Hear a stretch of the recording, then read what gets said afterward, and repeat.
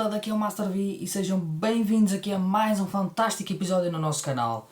Hoje vamos arrancar para mais um vídeo onde vamos falar sobre o quê?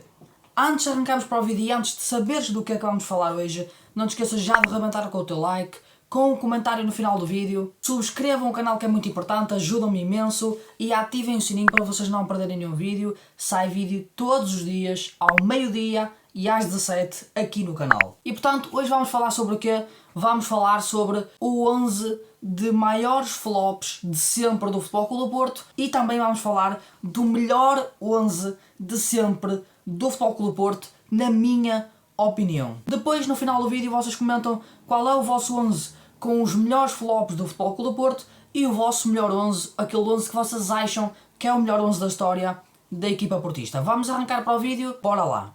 E ora bem, para começarmos aqui, a nossa ideia é apenas uma opinião minha, malta, é aquilo que eu acho que é o pior 11 da história do Porto, os jogadores que o Porto investiu algum dinheiro e que não deram em nada, foram autênticos flops, autênticas falhas que o Porto teve na altura, na sua contratação, esperava-se bem mais, e portanto vamos começar aqui pelo guarda-redes. O guarda-redes eu acho que é o Sinan Bolat, não sei se vocês se lembram do Bolat, um guarda-redes turco, que chegou na altura, não sei se foi do Galatasaray, qualquer coisa assim do género, foi do Galatasaray, portanto o Sinan Bolat é a minha escolha para guarda-redes. Havia outros, por exemplo, que tive a ver alguns e surgiu-me o nome do Chiesa, que também não sei se vocês se lembram, que foi da altura da equipa do Hulk, do Falcão, etc.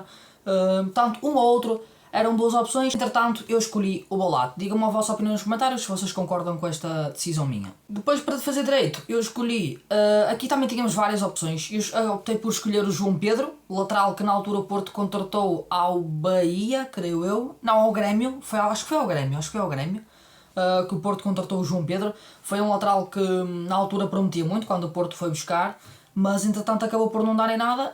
Pensei também no Sarabia, jogador que está agora no Atlético Mineiro. Portanto, uma ou outra também eram boas opções, mas optei por escolher o João Pedro. Aqui, para a primeira defesa central, optei por escolher o Sereno. O Porto teve vários centrais que falharam, tendo em conta o potencial que tinham na altura e etc. Optei por escolher o Sereno. O Sereno foi da altura do Hulk, Falcão, Rames, Moutinho, aquela equipa incrível quando o Porto venceu tudo, praticamente tudo. O Porto na altura tinha Rolando, Maicon, Otamendi e o Sereno, creio eu. O Sereno era na altura visto como uma grande promessa do futebol português. Era um central que o Porto na altura foi contratar, não sei se tenho a certeza do que estou a dizer, mas acho que foi a Académica, não tenho a certeza, ou a Leiria, qualquer coisa assim do género, e acabou por não dar em nada. Foi um autêntico flop, foi sempre suplente, foi sempre até muitas vezes indo para a bancada, com o Maicon, Otamendi e Rolando sendo as melhores opções, as opções mais utilizáveis por parte de Vilas Boas e também depois por parte de Vítor Pereira, e acabei por escolher o Sereno porque achei que dentro de todos os centrais que o Porto já teve, achei que era a opção mais óbvia. Depois, o meu outro central vai para um central mexicano que na altura o Porto contratou também, que prometia muito, Diego Reyes, ele que não é muito bem um flop, mas dentro dos centrais que eu também estive a ver, é o mais flop deles todos, ok? Portanto, Diego Reyes é aqui a minha escolha para fazer dupla com o Sereno. Um jogador que na altura prometia muito, era um central muito jovem quando veio para o Porto, creio que tinha mais ou menos os seus 18, 19 anos, mais ou menos. Era um central que na altura já era internacional sub-21 pelo México, ou sub-20, qualquer coisa assim. E portanto na altura Diego Reyes prometia muito, ele que chegou na temporada do Lopetegui, e portanto a minha dupla de flops de centrais do Porto é Sereno e Diego Reyes. Digam-me a vossa opinião nos comentários se acham que esta dupla é aceitável para ser uma dupla de flops de centrais que já passaram pelo Porto. Depois, para acabarmos aqui a defesa, eu escolhi para o lateral esquerdo o Jorge, lateral que na altura o Porto contratou ao Santos, creio eu. O Porto na altura contratou ao Santos, ele tinha mais ou menos 20 anos, ou estou errado, eu creio que ele estava no Santos. O Jorge acabou por ir para o Mónaco contratou ao Santos, era visto como uma enorme promessa.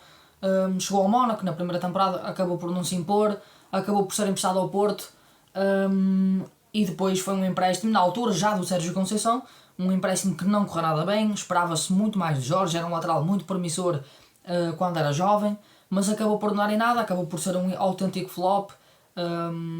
e portanto viria a ser substituído depois por Alex Telles. Jorge acabou por não dar em nada, mas na altura era visto como uma grande promessa, e na altura também muitos adeptos portistas ficaram contentes com a sua contratação, porque era um lateral muito promissor e que na altura mostrava muito bom futebol. O que não aconteceu na altura, acabou por voltar ao Mónaco e a partir daí perdeu-se na sua carreira completamente. Vamos avançar aqui para o trio de médios do Porto, médios flops. O primeiro aqui que eu aponto é o Bazoer, médio que na altura foi contratado pelo Sérgio Conceição para o Porto. Na altura que o Porto tinha Danilo, Lume, o Porto foi buscar o Lume também. O Bazoer é um jogador que veio do Trek da Holanda por 7,5 milhões de euros, creio eu. Portanto, foi mais uma falha do Porto. Na altura ele jogava muito bom futebol na Holanda, estava a ser observado por vários clubes. Na altura também se falava do interesse do Benfica no Bazoer. Acabou por vir para o Futebol Clube do Porto, acabou por não render nada daquilo que se esperava.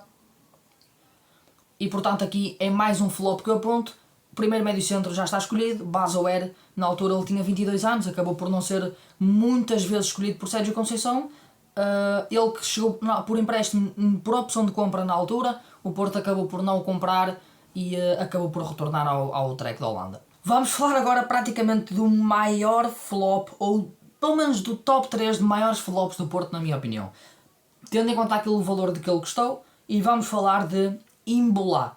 Foi um autêntico roubo o que fizeram ao Porto.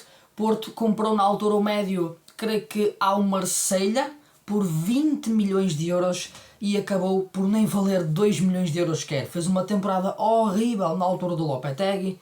Foi um médio que o Lopetegui pediu muito à estrutura do Porto na altura. O Porto pagou 20 milhões de euros por Imbolá. Acabou por ser um médio que nunca se impôs e nunca teve aquele rendimento que o Porto esperava. Até pelo valor que custou, né? 20 milhões por um médio centro, tem que ser um jogador para chegar e se impor claramente no 11 inicial, ainda para mais para uma equipa portuguesa. E saiu totalmente ao contrário, foi uma falha total e portanto junto aqui Imbolá a Bazoer no meio campo da equipa do Porto. Vamos acabar aqui o trio de médios com Paulinho, médio que na altura chegou em 2018, creio eu, do Portimonense. Chegou na altura por valores a rondar os 2 milhões, 3 milhões de euros. Paulinho fez uma boa temporada ao serviço do Portimonense em 2017.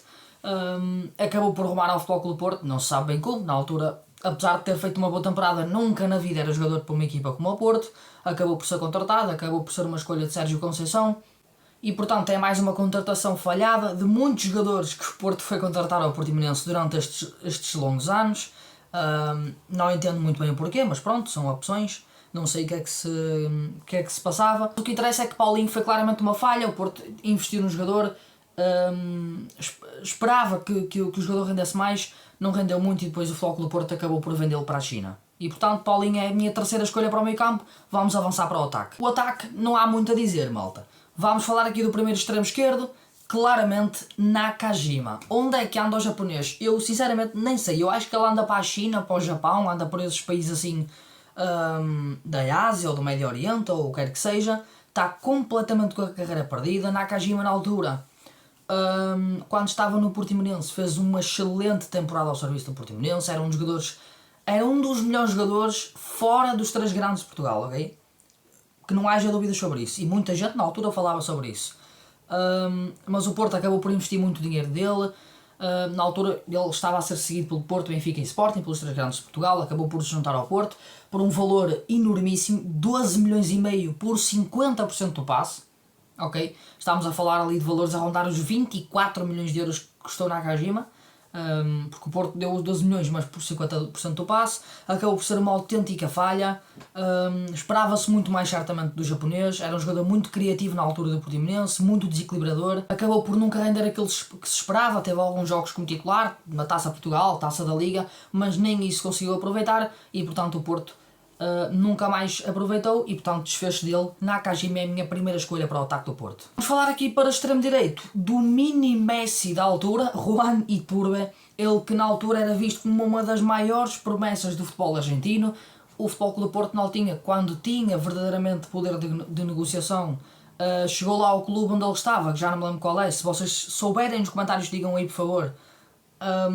O Porto chegou lá, pagou creio que 5, 6, 7 milhões, qualquer coisa assim do género, se não me falha a memória. Foi mais uma falha autêntica. O Iturbe esperava-se muito, mas muito mais. Era um extremo muito promissor na altura. Ele jogava muito na Argentina. Era um desequilibrador total. Era um dos melhores jogadores do plantel onde ele estava. Era um desequilibrador nato. Era muito bom no drible, muito rápido, muito ágil. O Futebol do Porto chegou lá, comprou o jogador, trouxe-o com grande perspectiva de valorizar o jogador, potenciar o jogador ao máximo e depois mais tarde fazer mais valias financeiras com a sua venda. Acabou por não se render, acabou por não dar certo. E portanto Iturbe, eu já nem sei onde é que ele anda sequer. Eu acho que ele anda para aí perdido. Ele deve ter cerca de 31, 32 anos mais ou menos. Ele na altura, em 2013, o Porto contratou, ele tinha 19 anos, 18, 19 mais ou menos. E portanto é uma clara falha do Porto. Nos comentários também se esta era até agora as vossas escolhas do 11 de flops da equipa do Porto. E para fecharmos aqui o 11 de flops da equipa do Porto, vamos avançar para o ponta de lança. O ponta de lança, na minha modesta opinião, vi muitos. Vi o de Poitre, por exemplo, o belga, que não teve uma passagem muito boa pela equipa do Porto. O Walter, que não foi jogador muito importante na época do Hulk. Mas esta foi a minha escolha. Foi claramente Dani Osvaldo, o italiano, que prometeu muito. Era tinha rótulo de craque quando chegou ao Porto de Carica em 2015. Veio para a equipa de Herrera, Imbolá, Oliver Torres, etc., Quaresma, etc. Era uma contratação vista como uma grande contratação do Porto. Uma contratação que acabou por ser completamente falhada. Também devido a muitos problemas extracampo que Osvaldo tem e tinha na altura. Isso nunca mudou na sua vida, continuou a ter os seus problemas. Um jogador que não era muito bom profissional e portanto acabou por dar continuidade aos seus problemas e não conseguir aproveitar uma oportunidade num clube como o Porto. Portanto, assim está fechado o meu 11 de flops da equipa do Dragão. Vamos avançar agora para o mais importante, o reverso da moeda. Escolhemos o 11 de flops e agora vamos escolher o melhor 11 de sempre do Futebol Clube do Porto. É apenas a minha opinião, os jogadores que eu escolhia por cada posição. Depois vocês escolhem o que vocês acharem melhor. E portanto, na minha modesta opinião, vamos começar aqui já pelo guarda-redes. Claramente, Diogo Costa. Aqui tinha três opções. Tinha Vítor Bahia. Eu sei que era um grande guarda-redes, mas eu nunca o vi jogar. Portanto não sei como é que ele era. Sei que era um grande guarda-redes, vi alguns vídeos, mas não é pelos vídeos que se vê tudo. Portanto, acabei por não escolher Vítor Bahia. Depois, a minha segunda escolha era o Welton. O Welton, sim, vi jogar. Foi incrível ver o Welton na baliza do Porto. Conquistou muitos títulos ao serviço do Dragão. Mas a minha escolha recai para Diogo Costa. Diogo Costa é um guarda-redes fantástico, fabuloso. Em praticamente tudo. Principalmente a jogar com os pés. Agora é a moda de hoje em dia, é o que os guarda-redes têm que jogar bem com os pés e portanto até isso o Diogo Costa preenche os requisitos. Portanto, o Diogo Costa para mim é o melhor guarda-redes de sempre do Porto. Para já é esta a nossa opção para a baliza. Depois aqui, para o lateral direito, lá está outra opinião que eu não poderia escolher, outro jogador que eu não poderia optar. Porquê? Porque dizem que normalmente o melhor lateral direito do Porto era o João Pinto, e ainda é o João Pinto, mas eu nunca vi o João Pinto jogar e portanto não sei sinceramente como é que ele jogava, como é que ele era, portanto não podia escolher. Os que eu pensei foi os que eu vi naturalmente, portanto estava a pensar entre Ricardo Pereira e Danilo, que está hoje na Juventus. Acabei por optar o Danilo fez épocas fantásticas em 2013 pelo Porto, mas poderia ter perfeitamente escolhido o Ricardo Pereira. Foi um lateral fantástico naquela temporada de 2018, creio eu, que ele passou pelo Porto. Uma temporada brutal que ele fez, tanto que depois a sua transferência por 25 milhões para o Leicester de Inglaterra. Mas Danilo é a minha escolha para o lateral direito. Depois, a minha dupla de centrais é muito simples de escolher. Também tinha aqui Ricardo Carvalho, outra opção. Eu não me lembro sinceramente de ver o Ricardo Carvalho jogar, malta. Peço imensa desculpa, mas não me lembro, não tinha muita idade nessa altura, tinha 2, 3, 4 anos, portanto não me recordo perfeitamente de ver o Ricardo Carvalho jogar. Tinha aqui algumas opções para centrais, mas acabei por escolher o óbvio, malta. Acabei por optar pelo Pep, Pepe é o primeiro central que eu optei, uma lenda do futebol, uma lenda do Porto, uma lenda do Real Madrid, uma lenda da nossa seleção e portanto era uma escolha óbvia, acaba por ser o melhor central da história do Porto para mim. E depois, a juntar a Pepe, escolhi um jogador que passou apenas uma temporada no Porto, infelizmente, Éder Militão, jogador que na altura o Futebol Clube do Porto comprou ao São Paulo por 8 milhões e meio, creio eu. Ele na altura já era visto como um central muito promissor, tinha 19, 20 anos, creio eu. Era um central muito promissor, o Porto acabou por comprar ao São Paulo. Foi uma compra excelente por parte do Porto. Um ano depois viria a ser transferido para o Real Madrid por 50 milhões de euros, portanto valorizou incrivelmente e portanto o Porto lucrou com a chegada a nível desportivo e depois, uma temporada depois, lucrou também a nível financeiro. Esta é a minha dupla de centrais, Pepe e Militão. Digam-me vocês nos comentários se concordam com esta dupla de centrais. Depois aqui para o lateral esquerdo, foi uma das minhas outras dúvidas. Estive na dúvida entre dois Alexes, o Alexandro e o Alex Telles. Acabei por escolher o Alex Telles, é mais recente e achei que a sua passagem pelo Porto foi ligeiramente melhor do que o Alexandro. Ok, que o Alexandro conquistou muitos títulos ao serviço do Porto, fez temporadas excelentes na altura pela equipa comandada por Vítor Pereira, mas acabei por escolher Alex Telles. Alex Telles foi fundamental ao longo de 4 anos que esteve no Porto, também conquistou muitos títulos, fez muitas assistências. Creio que é o lateral com mais assistências da história do Futebol Clube do Porto, ou no Dragão, ou assim qualquer coisa do género. Portanto, o Alex Telles deixou a sua marca e portanto optei por escolher o Alex Telles, mas foi uma escolha difícil, confesso. Vamos avançar aqui para o trio de médios. O trio de médios que eu optei por escolher foram estes 3. Para médio defensivo optei por escolher o Casemiro. Tínhamos o Danilo Pereira também, tínhamos alguns jogadores interessantes que eu estive a ver, o Fernando, que foi da época do Hulk também, mas optei por escolher o Casemiro, um jogador, uma lenda também do futebol, um jogador que está agora no Manchester United, mas passou por simplesmente o Real Madrid, conquistou muitos títulos pelo Real Madrid, teve uma temporada emprestada ao Porto, apenas, na altura do Real Madrid. O Real Madrid emprestou uma temporada, fez uma temporada excepcional. Na altura a equipa era já estava o Ruben Neves, muito jovem, tinha Brahimi, Cristian Tello, que já ninguém me lembro dele, mas essa equipa era mais ou menos essa equipa. Casemiro foi fundamental nessa temporada para o Porto. Depois, a minha dupla de médios vai recair aqui para o Deco. O Deco, eu lembro mais ou menos de o ver jogar já, por isso é que eu aqui optei por escolher. Aqui foi claramente o Deco. E depois o Lucho. Lucho foi um jogador fenomenal, era um médio, o El Comandante, né? Foi um médio fantástico que eu vi passar pelo Porto. Tenho muitas saudades do Porto ter um meio campo assim desse género, de enorme qualidade. Lucho era um jogador fenomenal na altura, era um patrão do meio campo do Porto e impunha muito respeito aos adversários aquele meio campo do Porto na altura. Ele na altura chegou já com Raul Meireles, creio que era Raul Meireles e Lucho no meio campo. E portanto, malta, esta foi o meu trio de escolhas para o meio campo. Digam-me se acham bem, digam-me se também era este o vosso meio campo, o melhor meio campo de sempre do Futebol Clube do Porto. Aliás, se era Casemiro a 6 e depois os dois 8, Lucho e Deco. Depois aqui, o trio de ataque deu-me enormes dificuldades de escolher. Porquê?